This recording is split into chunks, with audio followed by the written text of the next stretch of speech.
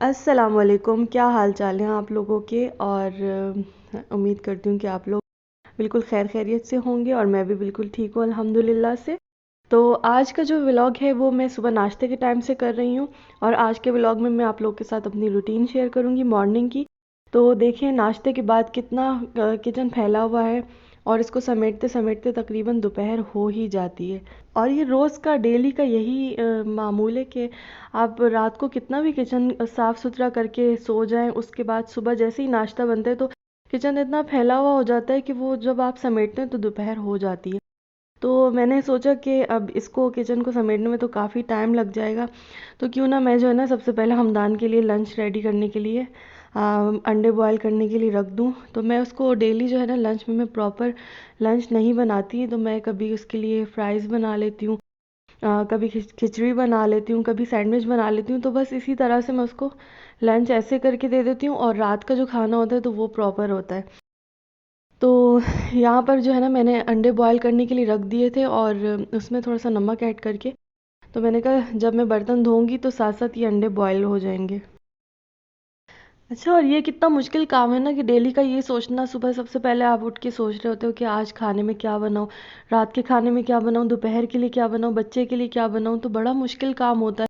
ये सबसे मुश्किल टास्क ये होता है कि आप सोचो सबसे पहले कि क्या है, और काफ़ी देर बाद आपको समझ आती है। तो बनाना इतना मुश्किल नहीं होता लेकिन जो है ना ये जो सोचने का काम होता है ना, सबसे ज़्यादा मुश्किल मुझे ये काम लगता है।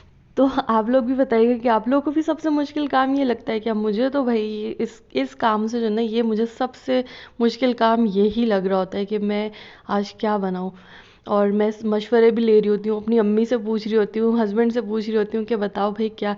वो खुद मतलब वो हस्बैंड तो मेरे खुद खामोश बैठे होते हैं, कहते हैं जो समझ में आए वो बना लो।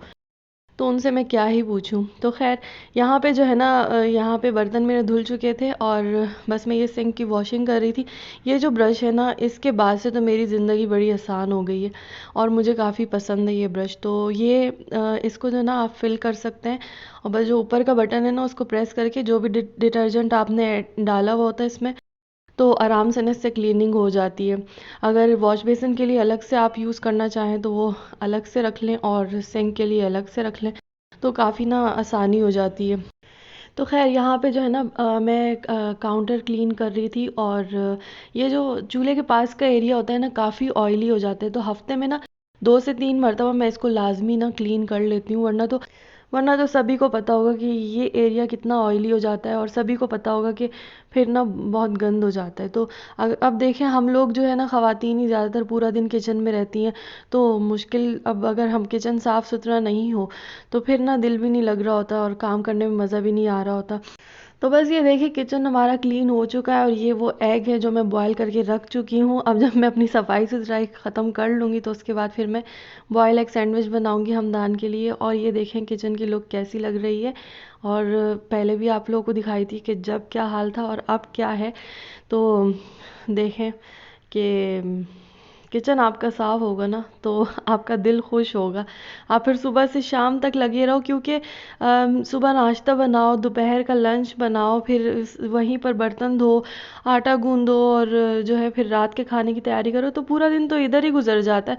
बीच बीच में चाय वाय बनाओ तो फिर कौन सा टाइम बचता है आपके पास। तो बस ये जो है फिर किचन साफ़ हो तो दिल खुश रहता है। और यहाँ पे मैं अपनी बस झाड़ू वाड़ू भी लग चुकी थी मेरी, तो उसके बाद से फिर मैंने कहा जल्दी जल्दी से सैंडविच रेडी कर लूँ, क्योंकि हमदान को भूख लग रही थी और वो फिर रोना शुरू कर देता है जब उसको भूख लग रही होती है। तो बस एग मैंने बॉयल कर लिए थे और इसके जो वाइट पार्ट है उसको अलग करेंगे, येलो को अलग करेंगे, येलो को मैश कर लेंगे और वाइट को चॉप कर लेंगे। और ये जो वाइट पार्ट है ना, जब आप इसको चॉप करते हैं और इसके जो चंक्स आपके मुंह में आ रहे होते हैं सैंडविच खाते हुए, तो बहुत मज़ा आ रहा होता है, बहुत मज़े का यमी सा लग रहा होता है। तो ज़रूर ट्राई कीजिएगा। और इसको जो ना आप सुबह नाश्ते में भी बना सकते हैं, शाम की चाय के टाइम भी बना सकते हैं। तो मुझे तो इस टाइम, क्योंकि इसके फ़ौरन बाद मुझे खाने की तैयारी करनी होती है, तो मैं इसको जो है ना लंच टाइम में दे रही हूँ, क्योंकि मेरे हस्बैंड तो लंच टाइम में होते नहीं है घर पे। तो मैं जो है फिर क्योंकि वो जल्दी उनको आना होता है, तो मुझे उस टाइम तक अपना डिनर रेडी करना होता है। तो इसी वजह से ना मुझे फिर अभी से तैयारी शुरू करनी होती है शाम के खाने की। अच्छा, मेरी जो है ना दिन में ना पूरी कोशिश होती है कि मैं इसको ना दिन में एक दफ़ा लाजमी अंडा खिलाऊं, क्योंकि एक तो जो है ना हेल्थ बेनिफिट्स इसके बहुत ज़्यादा हैं और ये न्यूट्रिएंट रिच है। प्रोटीन रिच है, best source of vitamin D है। तो काफ़ी सारी चीज़ें जो ना इसके हेल्थ बेनिफिट्स को देखते हुए ना, तो मैं कोशिश करती हूँ कि मैं इसको ना हमदान को दिन में एक दफ़ा लाजमी खिलाऊं। तो चले अब आ जाते हैं रेसिपी की तरफ। तो रेसिपी में ये है कि इसमें जो है मेरे पास खीरा था, प्याज, तो ये चीज़ें मैंने ऐड की, मायोनीज़, ब्लैक पेपर और सॉल्ट। तो ये सारी चीज़ें आपने इसमें ऐड करनी है। और यहाँ पर मुझे लगा कि मायोनीज़ और ब्लैक पेपर थोड़ा सा कम था, तो मैंने इसमें जो है ना थोड़ा सा और ऐड किया। और उसके बाद फिर हम लोग जो है ना ब्रेड को टोस्ट कर लेंगे। अच्छा, अगर आपके पास घर में कुछ और वेजिटेबल्स अवेलेबल हैं तो आप वो भी ऐड कर सकते हैं इसमें। अगर आप शिमला मिर्च डालना चाहें तो वो उससे भी बड़ा अच्छा टेस्ट आता है। मेरे पास तो नहीं था, मेरे पास क्यूकम्बर और अनियन ही था, तो मैंने वो दोनों चीज़ें डाल दी हैं। और देखिए मायोनीज़ की वजह से ना कितनी अच्छी बाइंडिंग हो गई है। और इसको ना हम चारों तरफ अच्छे से ब्रेड के ऊपर स्प्रेड कर लेंगे और फिर ना इसको बीच में से कट करेंगे। तो कट करने के बाद देखें कितने ना मज़े का इसका लुक आता है और कितना यमी सा लगता है। आप खा के देखिएगा बहुत ज़्यादा ना क्रीमी क्रीमी सा, बड़ा, जब अभी भी मैं सोच रही हूँ ना तो मुझे दोबारा से इसकी याद आ रही है। और बच्चों का तो ये फेवरेट होता है, बड़ों का तो होता है, साथ में बच्चों का भी फेवरेट होता है। तो बच्चे भी आपके शौक से खाएंगे। बच्चे बड़ा तंग करते हैं ना माओ को खाने पीने के दौरान में, तो ये चीज़ें इस तरह से अगर आप बना के देते हो ना तो बहुत शौक से खाते हैं। और इसमें तो मैंने ख़ास तौर पे जो क्यूकम्बर डाले ना, अगर आप ये नहीं भी डालते तो कोई मसला नहीं है, आप वैसे ही सिर्फ जो है ना एग का और जो है मायोनीज़ डाल के, ब्लैक पेपर, सॉल्ट डाल के, तो इस तरह से भी बना सकते हैं। लेकिन ना ये जो क्यूकम्बर है तो हमदान का इतना फेवरेट है, ऐसे ही उठा उठा के चला जाता है और बस उसको ना खाना नहीं खाएगा, और ये उसको बहुत पसंद है। तो मैंने तो ख़ास तौर पर ये उसके लिए इसमें डाले थे। कुछ बच्चों को होते हैं ना जो उनकी फेवरेट चीज़ होती है, आप वो चीज़ें उसके अंदर डाल के तो वो ना मज़े से खा लेते हैं। तो मैं क्यों आप लोगों को बार बार बोल रही होती हूँ कि ये डालें, बच्चों को ये पसंद है और ऐसा वैसा, ये सारी बातें मैं आप लोग के साथ इसलिए कर रही होती हूँ क्योंकि मैं इन सब चीज़ों से गुजर चुकी हूँ। और मेरा बेटा कुछ भी नहीं खाता था, उसने मुझे काफ़ी परेशान किया है। लेकिन अब अल्लाह का शुक्र है कि वो सब खाते हैं। वो मैं आप लोग के साथ किसी एक अलग वीडियो में मैं आप लोग के साथ सारी बातें शेयर करूँगी। तो खैर ये देखें, ये जो है ना ये इसकी फ़ाइनल लुक है। और खा के बताएं कि कैसा है।